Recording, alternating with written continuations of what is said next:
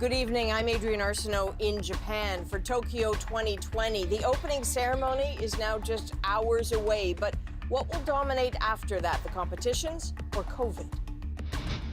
I get chills talking about it. It's just, we're here, I'm so excited. We're with Canadian athletes and their families on the eve of a most unusual Olympic Games. I'm Ian Hannah-Mansing. Also tonight, double anxiety for those displaced by wildfires. I feel very emotional right now. Everybody just wants to go home. Worried about home and what to do now. A bleak new assessment of Canada's climate targets. And I feel like there's been no action and no changes. And our panel of insiders gets you ready for Tokyo 2020.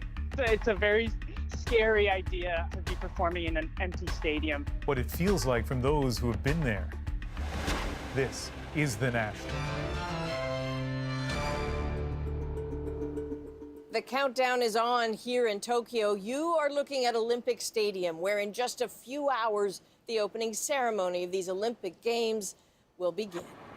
It is Friday here in Japan. This is a look at Tokyo Bay. You can see the Olympic rings and the Rainbow Bridge. And so that is where I am now. And this is a big day, one so many people, performers, and organizers have been working towards, some wondering if it would ever actually happen. The opening ceremony is this evening, Tokyo time, early tomorrow back home. And like everything else, it will look different because of COVID. But there is some new drama that has nothing to do with that. Just a taste of what the world will see when Tokyo takes the spotlight just a few hours from now. The opening ceremony, meticulously crafted, delayed by the pandemic, now embroiled in more scandal. It was on the eve of the event that Olympic organizers fired the ceremony's director over a Holocaust joke he made in 1998. That just days after a composer resigned over past bullying. Still, the show will go on, just subdued by the pandemic. There will be a smaller contingent of athletes, only a few dozen from Canada. And in a stadium built for nearly 70,000 people, there will be less than 1,000 in the stands. It's all an effort, of course, to mitigate the growing threat of COVID. Thursday, Tokyo recorded nearly 2,000 new cases. That is more than double the number 2 weeks ago. Among athletes and other Olympic-related personnel, there are now more than 85 cases and counting. Still, Canadian athletes know what they came here for, gold. They are practicing hard, and even in these last hours before the games officially kick off, they are going for it. It is Trevor Jones winning heat number 4. Today, Canada competes in rowing and archery. So those are sports we're used to seeing at the Olympic Games, but this year there will also be 5 new ones. As Briar Stewart explains, the hope is they will help attract a new, younger audience.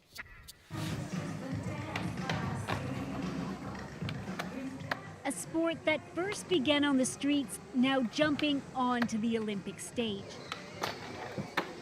There won't be any fans in these stands to cheer on competitors, but just being here is historic. It's amazing, and it's gonna be huge for skateboarding, but especially for the Olympics. You know, we have a lot to bring to the Olympics. And that's the hope. Skateboarding is one of the new sports and disciplines being debuted at the Olympics, and it's all part of an attempt to make the games more relevant for a younger audience. On the men's side, 3 Canadians are competing in Tokyo. Mickey Papa is in the street event, where the course features a series of rails and stairs.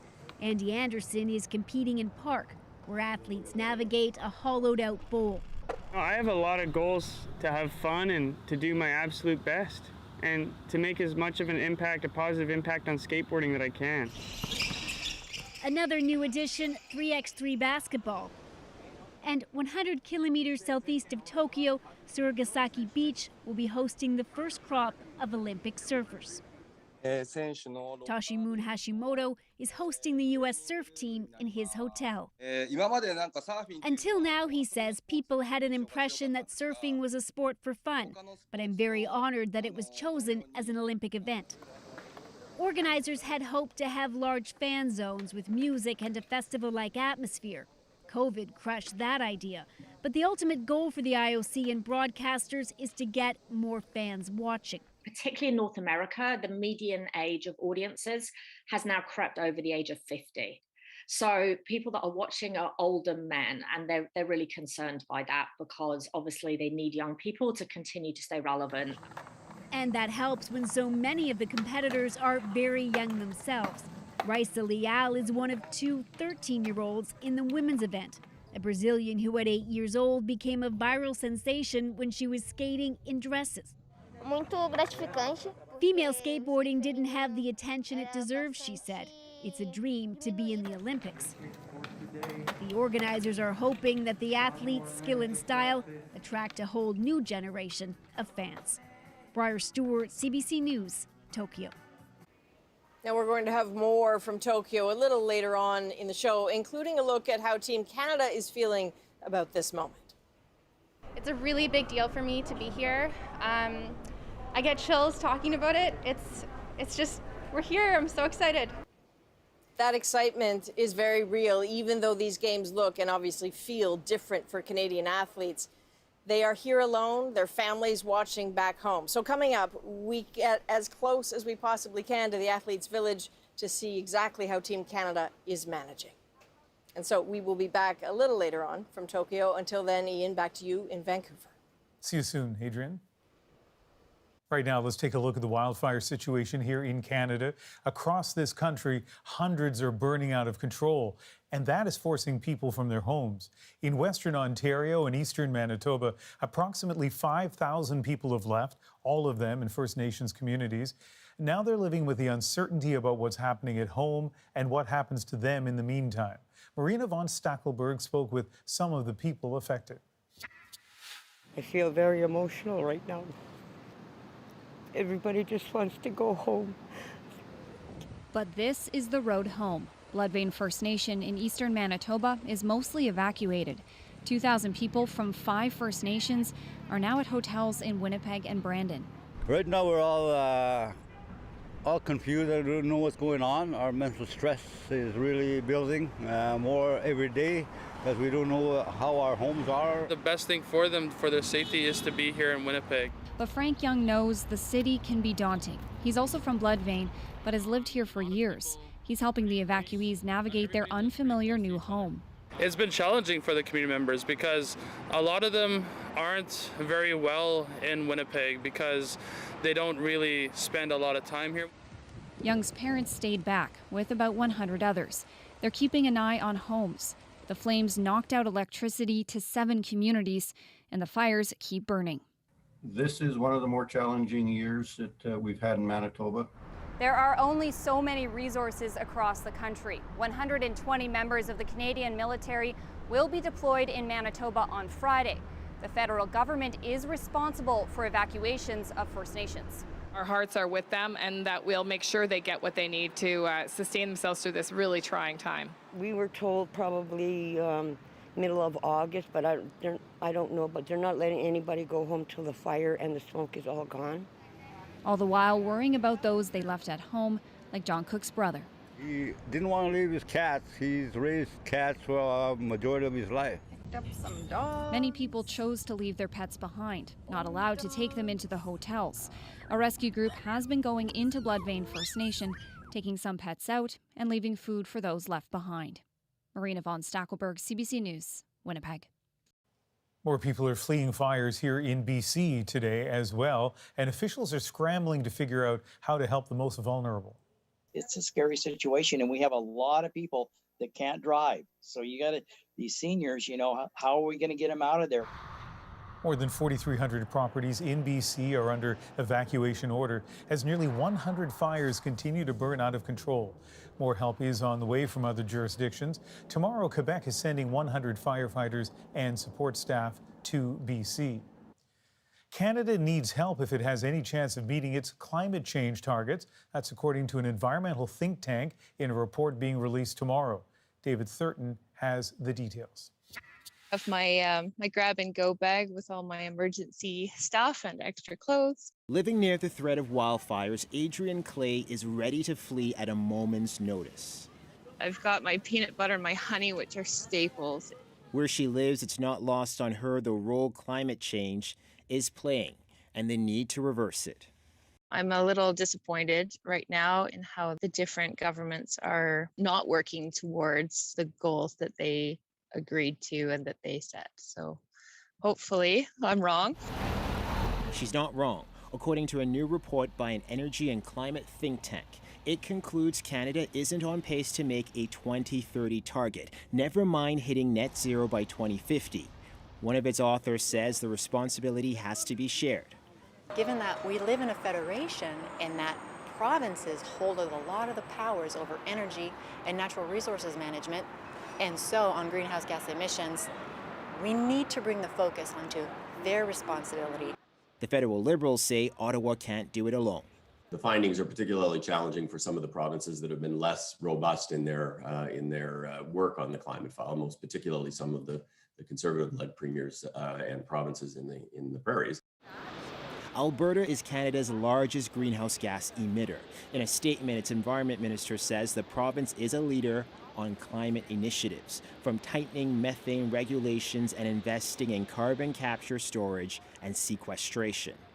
Despite the rhetoric, some are still not confident Canada is prepared to change course. And I feel like there's been no action and no changes. Which could mean more summers of keeping a watchful eye on an increasing threat. David Thurton, CBC News, Ottawa. Former security guards at the Royal Canadian Mint are alleging they faced a toxic work environment. They say rampant racism and sexual harassment drove them to quit. And one woman has decided to tell her story in this CBC News exclusive. Here's Olivia Stefanovich.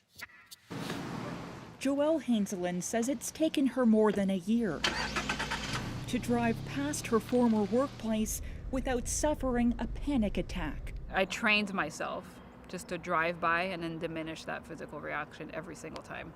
So I did that on my own just because I don't want it to win, let's just say.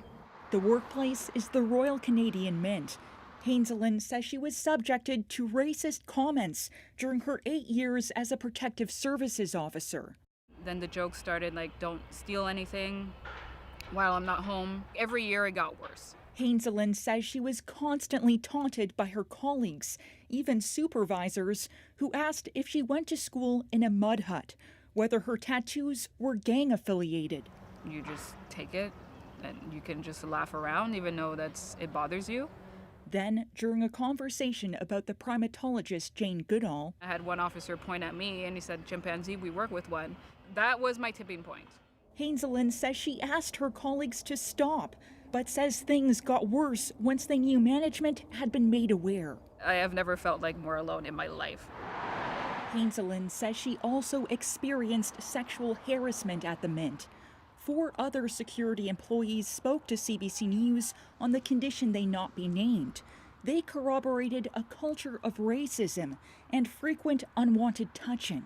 Well, I think that's wrong. I think, they should feel safe at their workplace. But Hainzelin says she didn't go to the union because she feared that might lead to further abuse. If people don't feel safe coming to their employer or their union, that's a big problem. The Mint says it launched an external investigation after Hainzelin wrote to its president last summer.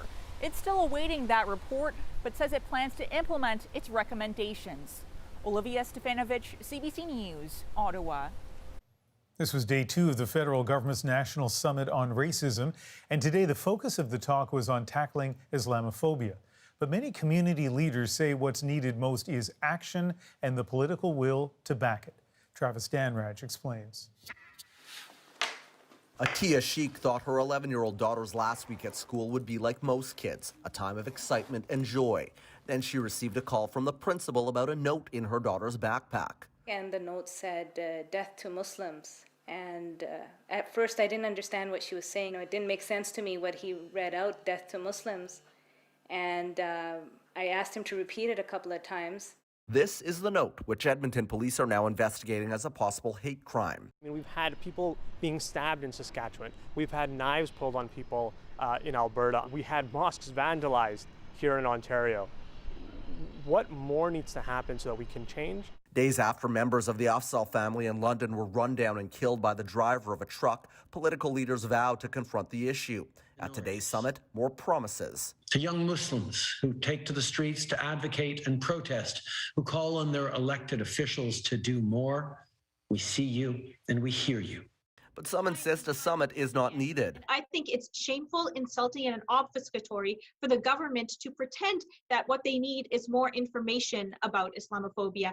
Farouk's organization is calling for action. Among 60 recommendations, a federal anti-Islamophobia strategy by year's end, an investigation into how national security agencies handle white supremacist groups, and a review of school curriculums. A commitment in real dollars towards things like education, things like training, things like addressing online hate. Even after her family's experience, Atiya Sheikh is optimistic. I hope that we do come together as a nation and put our differences aside. Our differences are what make us beautiful. Her hope, real solutions to dismantle systemic hate. Travis Danraj, CBC News, Ottawa. Green Party leader Annamie Paul says she won't be, quote, distracted as a dispute with the party executive heads to court. Some party insiders are trying to overturn an arbitration decision that canceled a non-confidence vote. These are the actions of a small group of outgoing councillors. I'm very excited to work with our next group of councillors, and I am not going to be distracted any further from really the work that has to be done. Paul made the comments as she opened her campaign office in a Toronto riding. There is mounting speculation that a federal election will be called soon. Police and city officials in Toronto are defending yesterday's actions at a homeless encampment. Evictions led to tense confrontations and the arrest of more than 24 people. And as Farah Morali explains, there are now questions about what could be done differently moving forward.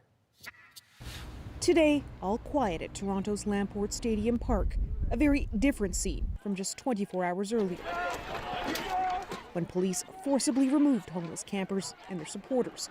They'd been given notice to leave, but some refused to go, and things got violent.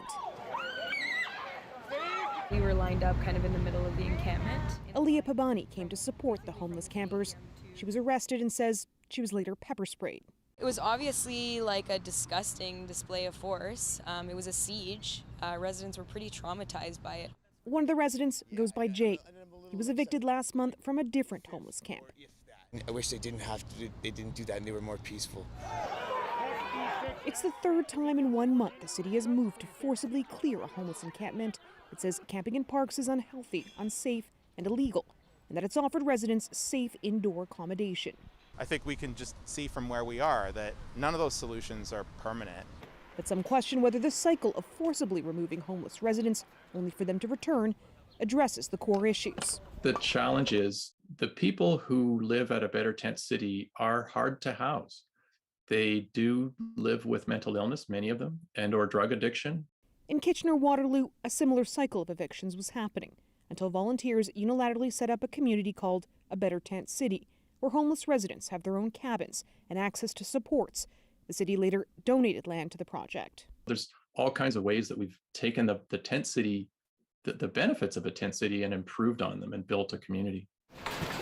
It's not something Toronto has plans for right now. Most likely, I'll be probably putting up a tent somewhere because I can't live indoors anymore. So for homeless residents like Jay, who have had bad experiences inside shelters, the cycle continues. Farah Morali, CBC News, Toronto.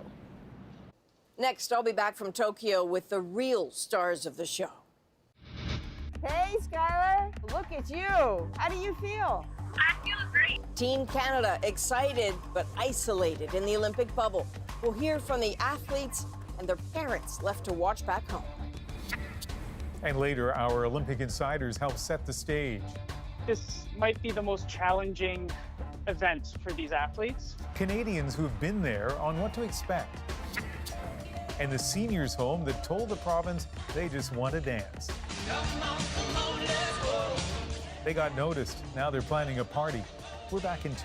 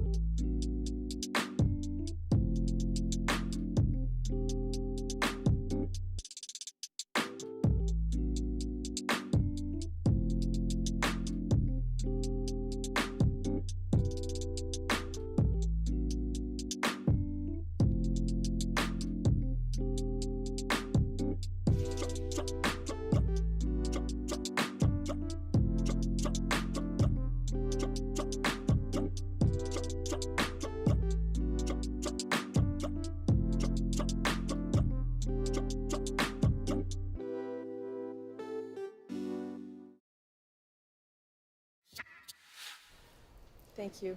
Welcome back. This is as close as many fans will get to the Olympic Games in Tokyo, with just hours to go before the opening ceremony. Final preparations and training are ongoing. But for Team Canada, the real work has already started. It is Trevor Jones winning heat number 4. This is the scene at the new Sea Forest Waterway on Tokyo Bay. That's where the rowing regatta just kicked off. And that was Canadian rower Trevor Jones winning his single sculls heat today and securing his spot in the quarterfinals. So despite the year-long delay and the ongoing COVID-19 concerns, Team Canada is the largest it has been since 1984. But missing from the stands will be those familiar faces there to support the athletes. There are teenagers here without their parents and parents here without their children. Changes that make these games so unusual and emotional. We had a look inside their world to see how Team Canada is managing. There are still moments that matter happening. For all the distance commanded by COVID, Canadian athletes still feel the love from their Japanese hosts. The kids coming to watch the training is just the lift they needed. I've really enjoyed seeing all the little excitement and the happiness, and so it's really meant a lot to me. The rowers have now moved into the sprawling athletes' village built at the midway point between venues, the Canadians in their own corner. Hey, Skylar, look at you. How do you feel? I feel great. I'm really excited to be here. A glimpse of their world from Taekwondo Schuyler Park. Of course, a bit of home has joined. The Moose, a fixture of past Olympics, just maybe a guardian of the gold to come. And can you introduce Canada to your pal back there? This is our friend, the Moose, the famous Moose. To finally be here with the Moose and take my own picture is awesome. And when are you naming him, Skylar? I don't know. I think we'll let Canada decide that. The snippets on social media are what families far away now cling to, especially those of 18-year-old swimmer Joshua Lienda. He's formed a friendship with 37-year-old Olympic vet Brent Hayden, who's watching out for his young teammate. Learn the ways from the vet right here. So hard to imagine anything mattering more to a mom and dad. Yay! This is Ramon and Claudette Liendo, back home in Toronto, and yes, a little stressed. I think I'm a little bit anxious because of everything that is happening around the event, right? And all the testing and all the protocols and stuff. How do you think being in the village is going for him?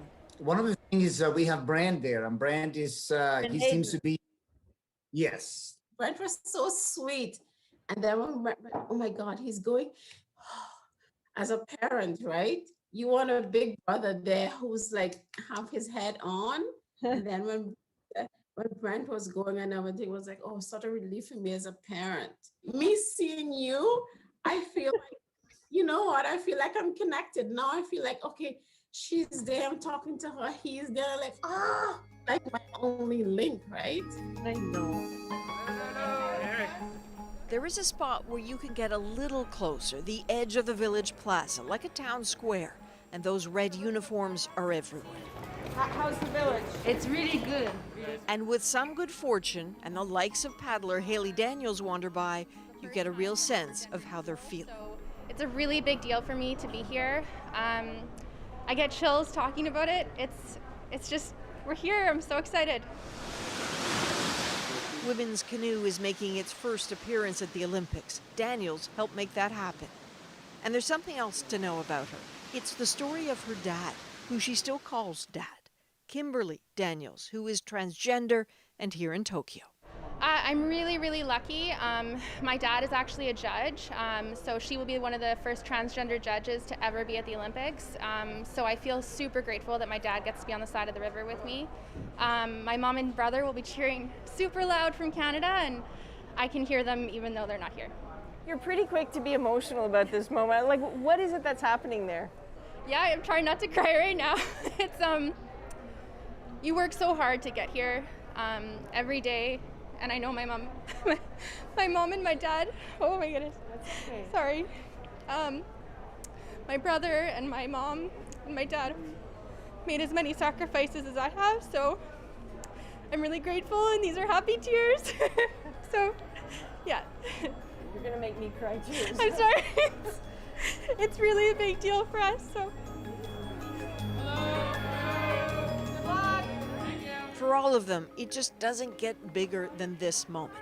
COVID or not, together or not, athletes and their families have given everything for this chance. So clearly these Olympic Games are about a lot of different things for athletes, but there is one common goal. Everyone wants to win a medal. The Tokyo 2020 Olympic medals are designed to look like stones polished to a shine, and they're made of recycled materials from electronics like mobile phones. Because of COVID, the athletes will be handed their medals to put on by themselves. So our colleagues at CBC Sports have been following the journeys of Canadian athletes in the lead up to the Olympic Games. And tonight, Olympian Kia Nurse opens up about her goals on and off the basketball court and her biggest inspiration, her family.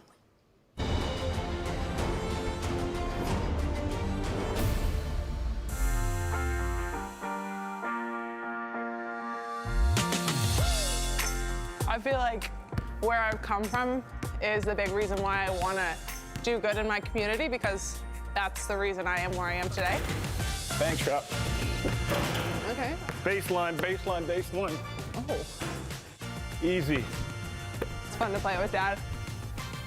Dad taught me everything, sure. Mom taught me how to be a, I can't even say badass, but yeah, that's what it is. Physical. Confidence. Love. One lesson I felt was important for Kia to learn was to be kind to people. And Kia was kind, but she was a little crazy too. What a game for Kia Nurse. No one to stop her. And Kia Nurse extends the lead. Nurse hits! Kia Nurse hits at the buzzer! And Phoenix wins! What Kia learned to do is hard work, and you've got to take care of the hard work. It can't come from anybody else. It can't come from Mom and Dad. She wants to make the world a better place. I wanted to make sure that if my platform was going to be big, whatever size it was going to be, that I was going to be able to use it to help create change, to help make the community better, to help young women have the opportunities in sport that I might not have had growing up. for the next generation, continue to be loud, continue to be confident, continue to knock on doors that are supposed to be closed to you, because they will open. And sports is a way to do that. It's a big unifier. It's an incredible platform to be around people that don't think like you, they don't look like you, they might be from a different culture, but they are going to teach you and you are going to learn from them and they are going to learn from you. And as a whole, that makes our society better. I owe everything to my parents. I just want to make them proud because I'm a good human being. I think they'll always be proud of my athleticism, but I just want to make sure they know that they created really, really good humans. I'm so much better than you now. That is a family of extraordinary athletes, as you know, Adrian. And you also know what to expect at the opening ceremony. It's a secret until the ceremony begins in just a few hours. But what can you tell us? Well, you know, I think we all understand how meticulously something like an opening ceremony is planned for years and years in advance. I can tell you that a lot of the plan for what you're about to see was totally repurposed when the world changed, the tone especially. Over the years, you know, there have been complaints to the IOC that opening ceremonies were so grandiose, it was getting impossible for some countries to even consider putting them on. So there was always going to be a bit of a scale back of sorts. This will be, I can tell you, more intimate, and I think they hope it will be more poignant. And we will have it all for you in just a few hours' time now. Special coverage starts at 7 a.m. Eastern. I will be co-hosting alongside Olympic primetime Scott Russell and special guest Mark Sakamoto. You can watch it on CBC Television, CBC News Network, and CBC Gem. I will see you then. Ian, now it's back to you in Vancouver. All right, Adrian, thank you. 4 a.m. Pacific, I'll have to set the PVR. Team Canada's athletes will compete in conditions like no others before them. It's a very scary idea to be performing in an empty stadium. Canadians who have competed and covered the games give us their sense of what to expect and what to watch for. That's next.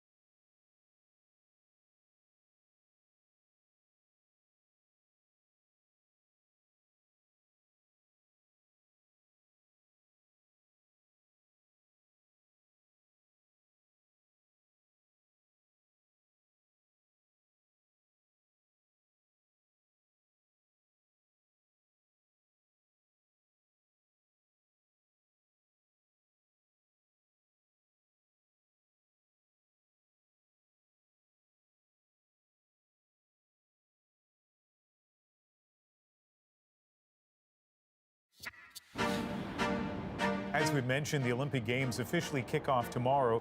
And with Tokyo operating under a pandemic state of emergency, it's shaping up to be a very different experience. And COVID is not the only concern. This could be the hottest games ever. So what should athletes and viewers expect?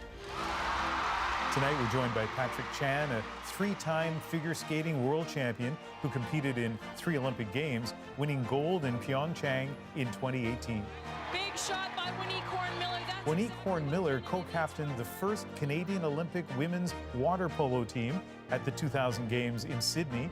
And Vicky Hall is a Calgary-based sports writer. She's covering her 6th Olympic Games. Well, really excited to be speaking to all three of you. Welcome to the program. Thank you for having us. Hi, how are you? Winnie, let me start with you. No spectators in the stands in Tokyo, no contact with families, no socializing in the athletes' village. What impact do you think this is going to have on the members of Team Canada? You know, I can't imagine an Olympic like this because I know that, you know, the meeting people, the having family, that's a big part of an athlete's Olympic experience. But I do, you know, everybody's going into these games with this understanding, knowing this is a really unprecedented games. It's like we're living in a time that is just unlike any other. So, you know, mentally they probably prepared for this. But I think, you know, it doesn't seem like the fulsome games that, you know, many of them have probably dreamed about for their whole lives. And Patrick, as I mentioned, you've been at 3 games, including here in Vancouver, 2 in foreign countries. What do you think this difference in Tokyo, the impact it will have on the athletes? Look, part of the Olympics is having your family there, having your friends there, supporting you every step of the way. So this might be the most challenging event for these athletes, but on the other hand, I know that amateur athletes, Olympic level athletes are always up to the challenge and they're looking forward to winning a medal. So I think for the initial shock will be there, but quickly they'll get into their routine of training and then performing on the playing field. You know, Patrick, I think of figure skating and the relationship that the skaters must have with the audience, you know, the surge of adrenaline when you hear that applause. Could you imagine competing in an empty arena? No, I don't want to. It's a very scary idea to be performing in an empty stadium. And as an individual athlete, you rely on that energy. You feed off of the energy and the audience, the energy the audience gives you. So I think for maybe the team athletes, the athletes that are in softball or field hockey, I think those sports you might have better support and you really can lean on your teammates. And Vicky, let me bring you into this conversation. As a reporter, among the many things you've covered has been the NHL during the pandemic. And so in that case, how did the empty stands, do you think, affect the game? I think it was tough, especially for the athletes at first. And even as fans at home, it was kind of weird to get used to it. But I think it doesn't really affect the people so much at home. The viewing experience will be the same. It's the athletes. And as Patrick said, especially the individual athletes who might have problems. And those who draw their energy from the crowd, like being at the Olympics, the energy is like nothing that I've been ever around before. So without that, I do think that is going to affect some of the athletes that we might expect to do well otherwise. Winnie, I can't even imagine the kind of pressure that Olympians feel. You have that one moment every 4 years. And on top of everything else this time around, athletes may be thinking in the back of their mind, what happens if I test positive for COVID, even if it's a false positive? Again, imagine, like, how would that add to the pressures athletes feel? I mean, you know, all of us having lived through a time where, you know, any of us testing positive or even getting a sniffle caused anxiety. You know, here's the Olympic Games. Here is the culmination of almost like their life's work, right? And they're getting ready to compete.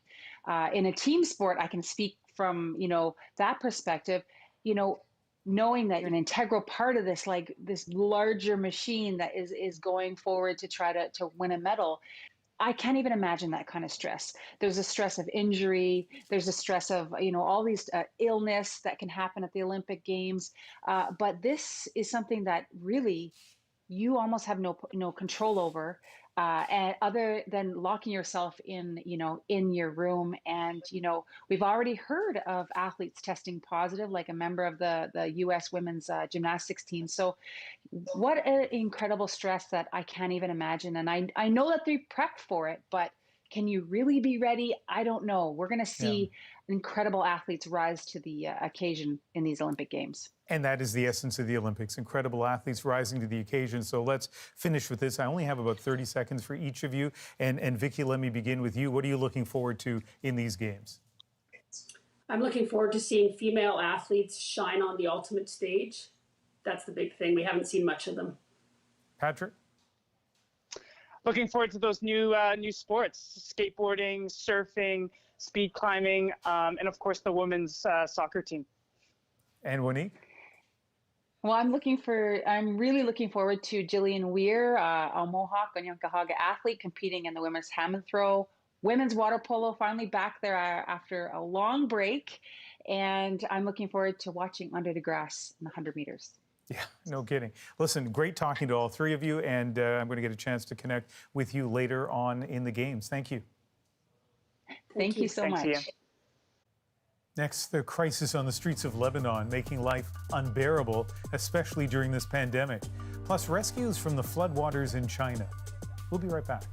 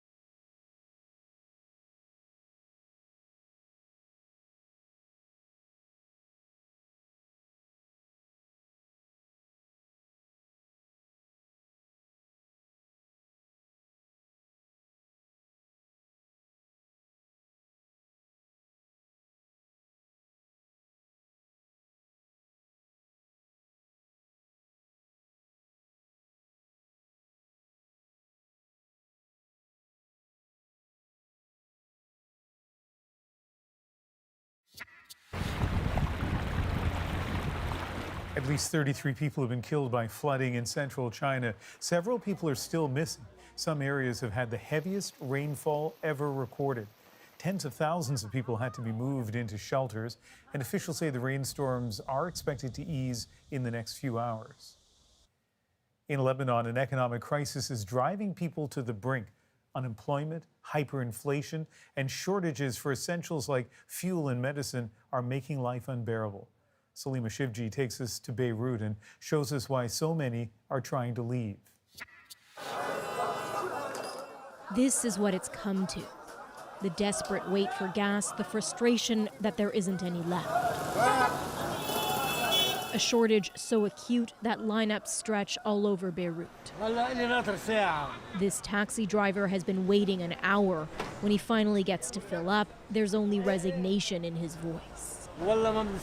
We don't deserve this humiliation, he says. Lebanon is heaving under a crippling economic crisis that worsens by the day. And the anger on the streets is compounded by the fact the pain is of the country's own making. A political system rife with corruption, paralyzed by sectarian divisions. The political elite can't agree on a new government, nor will it submit to any reforms to get foreign aid in to help. And so the World Bank is warning this financial collapse could be one of the worst in modern history.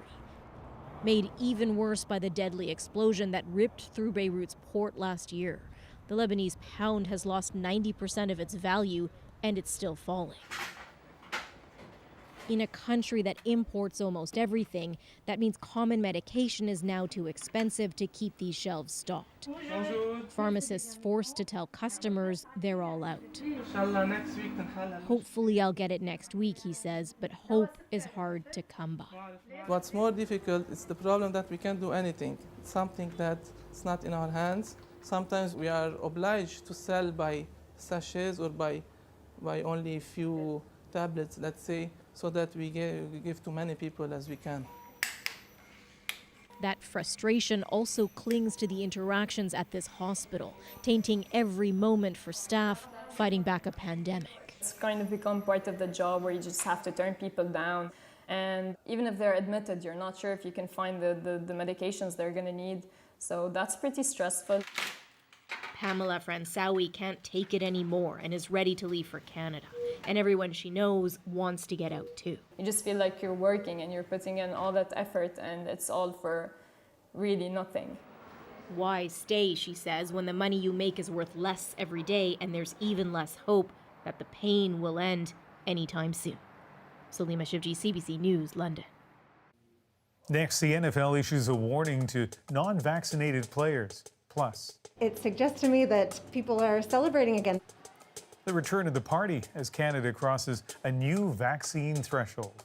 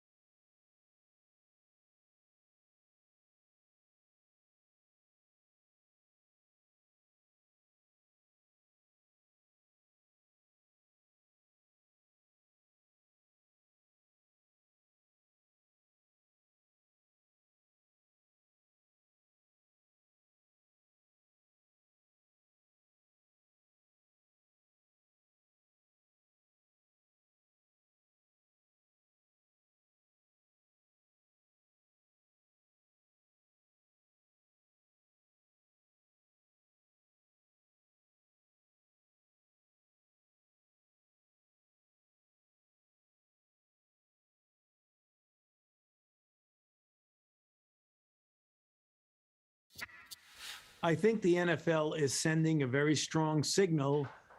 So the league has issued a warning of sorts to teams when it comes to COVID outbreaks among their unvaccinated players or staff. Those teams could forfeit regular season games. The league says more than 75% of its players are in the process of getting vaccinated.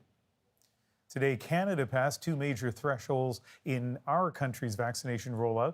Of those eligible, that is people aged 12 and up, more than 80% have had at least one dose, and more than 60% in this country are now fully vaccinated. But health officials warn the once blistering pace of first shots has slowed down quite a bit. Canada's vaccination rate is one metric that tells us where we are in the fight against COVID. There's also the decline in cases and hospitalizations and deaths, and all of those suggest we're headed in the right direction. But as Shayna Luck explains, success can also be measured in less scientific ways, like buttercream. Over the last year, this Dartmouth bakery got very good at making pastries for people eating alone. But now orders are getting bigger. So are the cakes. It suggests to me that people are celebrating again. They're gathering, they're getting back together and maybe making up for last time. Families are feeling the sweetness of reunions. It was, I'm going to say, about a month ago, a lot of group birthdays. So all of the birthdays that had been missed, it was happy birthday to the whole family, basically.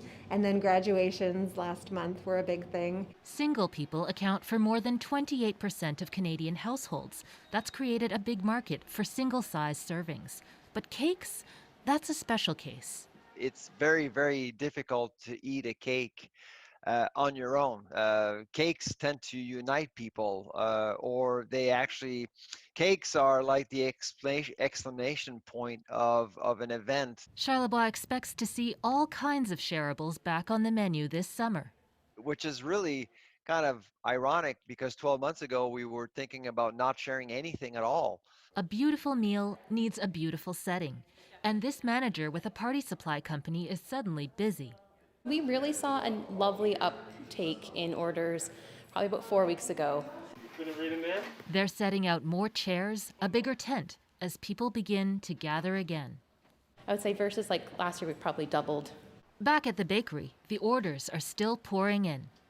Oh, they're saying, their family is coming from New Brunswick. They haven't seen them in 2 years and they missed out on a baby being born, or their niece got married. They're really excited to finally see people in person and celebrate these things again.